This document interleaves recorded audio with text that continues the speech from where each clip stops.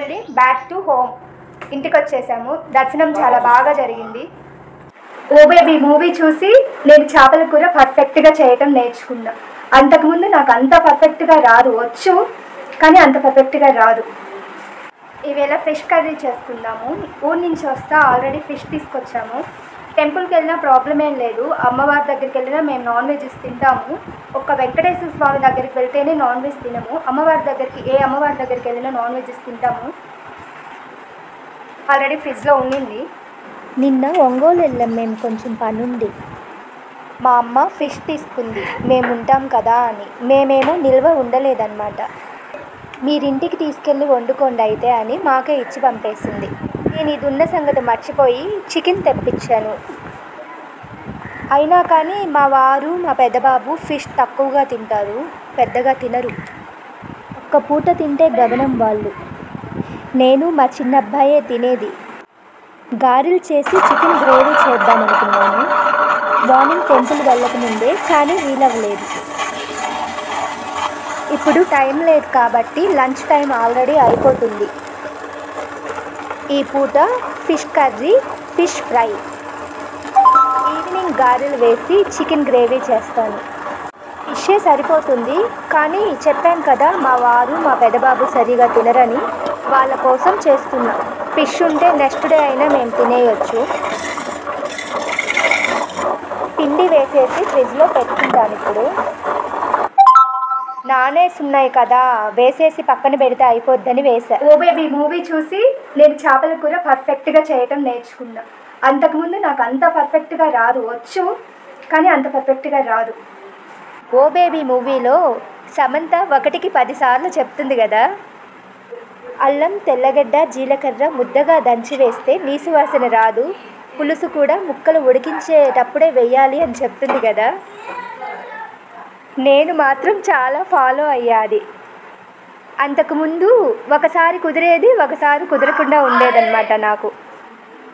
ఇంకా కర్రీ చూద్దాం. Already fish నేను ఫ్రైకి 4 పీసెస్ తీసాను. మేము 4గురమే కదా ఉంది. మిగిలినవి కర్రీలో వేసాను. కర్రీకి ఫ్రైకి రెండిటికి ఉప్పు, పసుపు, కారం వేసి కలిపి పెట్టుకున్నాను. ఒక బాండీలో ఆయిల్ వేసి, ఫిష్కి కొంచెం ఆయిల్ ఎక్కువే పడుతుంది కదా, ఉల్లిపాయ, పచ్చిమిర్చి ముందుగా వేయిస్తున్నా.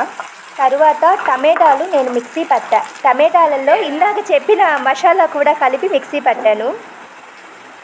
దీంట్లో కొంచెం చింతపండు కూడా ఉంది.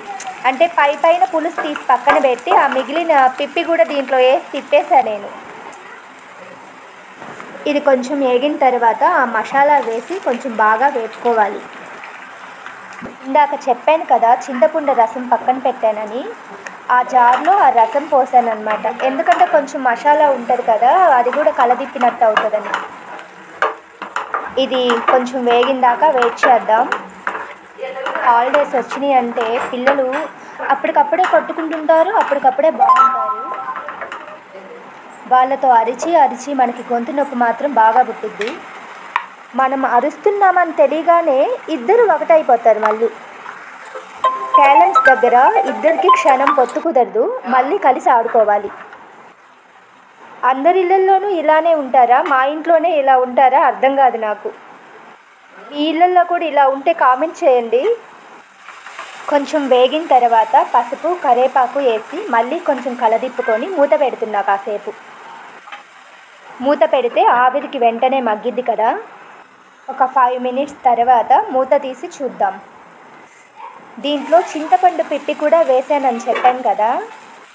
నాకు నెల్లూరు స్టైల్ చేపల పులుసు చాలా ఇష్టం. మా ఊరు అదే కాబట్టి. మా అమ్మ వాళ్ళు ఉండేది ఒంగోలులోనే. మా బావగారికి ఒంగోలు స్టైల్ చేపల పులుసు అంటే చాలా ఇష్టం. ఒంగోలు సైడ్ ఎలా చేస్తారంటే కొబ్బరి, అల్లం, వెల్లుల్లి, ధనియాల పొడి ఏమి వేయరు. నెల్లూరు సైడ్ మాత్రం ఓన్లీ కొంచెం మెంతి పొడి, ఆవు పొడి మాత్రమే వేస్తారు. మామిడికాయ మాత్రం తప్పకుండా వేస్తారు నెల్లూరు సైడ్ చేపల పులుసులో. నెల్లూరు చేపల పులుసు అంటే చాలా ఫేమస్ కూడా కదా. నేను చింతపండు రసం పోసేసి కలదిప్పుకుంటున్నాను. ఇప్పుడు ఫిష్ జాగ్రత్తగా సర్దుకుంటాను అనమాట. దాంట్లో బీరువాలో బట్టలు సర్దినంత జాగ్రత్తగా సర్దాలి, లేదంటే విరిగిపోతాయి ముక్కలు. ఇప్పుడు నేను చేసిన స్టైల్ కూడా కర్రీ చాలా బాగుండిద్ది. ఇది ఓ బేబీ మూవీలో సమంత స్టైల్ చేపల పులుసు. ఎక్కువగా ఈ స్టైలే ఎక్కువ యూజ్ చేస్తాను. అసలు నేను ఉప్పే వేయలేదు కదా, ఇప్పుడు వేస్తున్నాను ఒకేసారి.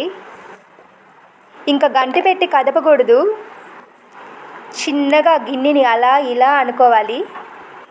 కూర ఉడకక ముందే ఒక్కసారి గంటితో అలా ఇలా పై పైన మునిగేలా అనుకోవచ్చు, ఆ తర్వాత మాత్రం గంటి పెట్టకూడదు. ఈ చేపలు వండేటప్పుడు ఎలాగో అలా చేయొచ్చు, కానీ ఇంట్లో వీళ్ళకి ఒలిచి పెట్టేటప్పుడు మాత్రం దేవుడు ఖచ్చితంగా కనిపిస్తాడు. మా చిన్న అబ్బాయి తప్పితే మిగిలిన వాళ్ళకి అందరికీ నేనే ఒలిచి పెట్టాలి. మా బావగారిని ఒలుచుకోమంటే నాకు అసలు ఫిష్ కర్రీయే వద్దంటాడు, ఎందుకంటే ఆయనకు ముళ్ళు తీసుకోవటం రాదు. ఫిష్ కర్రీ ఏంటి, ఆయన బత్తాకాయ కూడా తినడు, ఎందుకంటే అది ఒలుచుకొని తినాలి కాబట్టి.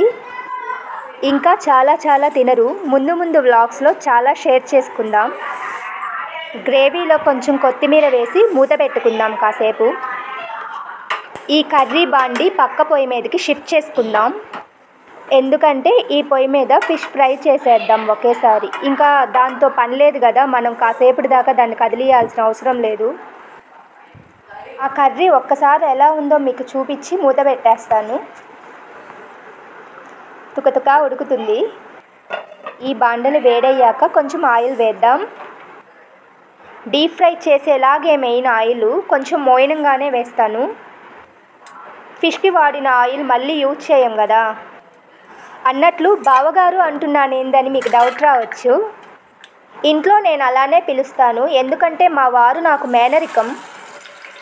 హస్బెండ్ని పేరు పెట్టి పిలవకూడదంట, అందుకని నేను బావానే అంట పెళ్ళయిన తర్వాత నుంచి. పెళ్ళికి ముందు పిలిచేదాన్ని కాదు.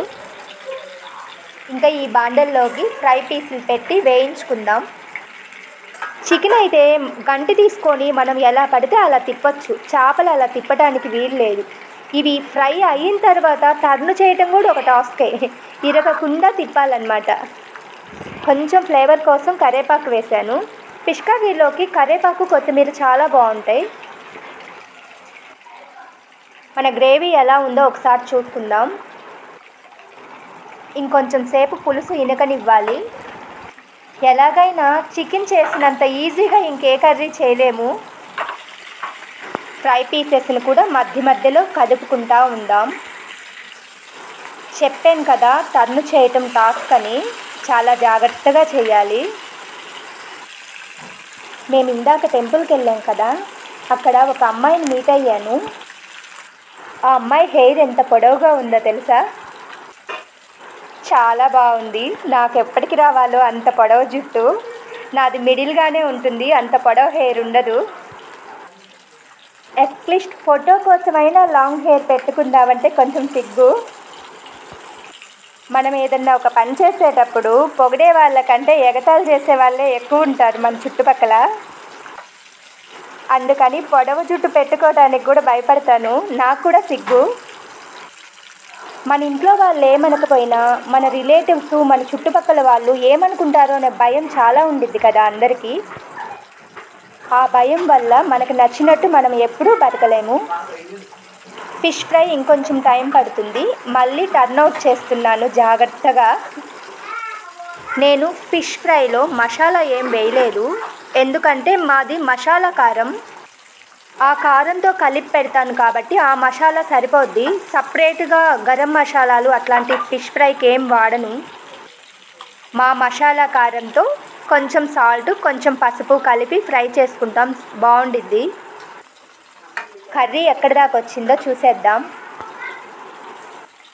ఇంకొక 5 minutes అయితే కర్రీ దించేసుకోవచ్చు. ఈలోపు మనం ఫ్రై కూడా చూసుకొని దించేసుకుందాం. నాన్ వెజ్లు చేసేటప్పుడు ఎంత కష్టపడతామో తినేటప్పుడు అంత ఇష్టంగానే ఉండిద్ది. ఇంకా అసలు టాస్క్ అంట్లు కడిగేటప్పుడు ఉండిద్ది.